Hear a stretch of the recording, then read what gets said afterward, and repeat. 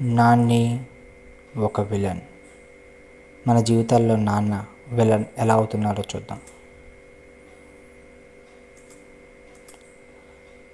చిన్నప్పటి నుండి మనందరికీ ఒక ఫీలింగ్ ఉంటుంది కదా, అది నాన్నే ఒక విలన్.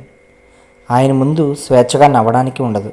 అల్లరి చేస్తే అరుస్తారు, మాతో సమయం గడపరు, ఎప్పుడూ బిజీగానే ఉంటారు.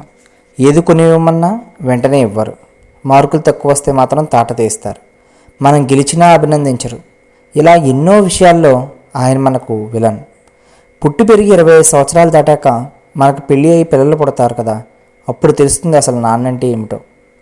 నవమాసాలు అమ్మ మనల్ని కడుపున మోస్తే నాన్న గుండెల్లో మోస్తారు. చిన్నపిల్లలుగా ఉన్నప్పుడు ఎందుకు ఏడుస్తున్నామో తెలియనప్పుడు అమ్మ అలసిపోతే నాన్నే తన భుజాలపై మోస్తూ తిప్పుతారు. తెలుసో తెలియకో నువ్వు గుండెల మీద తన్నినా ఆయన ఆనందంగా భరిస్తారు. నువ్వు నవ్వుల పాలు కాకూడదని అతిగా నవ్వొద్దు అంటారు. నీ జీవితం అల్లరి పాలు కాకూడదని అల్లరి పనులు చేయనివ్వరు. మన భవిష్యత్తు కోసం ఆయన తన సుఖాలను వదిలి అహర్నిశలు కష్టపడి పనిచేస్తారు. మనకు చెప్పులు కొనడం కోసమే ఆయన అరిగిన చెప్పులు వేసుకుని తిరుగుతారు. ఎక్కడ తప్పటడుగులు వేస్తామా అని వెన్నంటే నడుస్తాడు. మన జీవితం బాగుండాలనే స్వార్థంతో నిస్వార్థంగా పనిచేస్తారు. ఎక్కడ అభినందిస్తే అక్కడితో ఆగిపోతామేమో అని ఆనందాన్ని అంతా ఆయన గుండెల్లోనే దాచేసుకుంటారు. ఇన్ని చేస్తారు కాబట్టి ఆయన మన జీవితంలో విలన్లా కనిపించే అతిపెద్ద హీరో.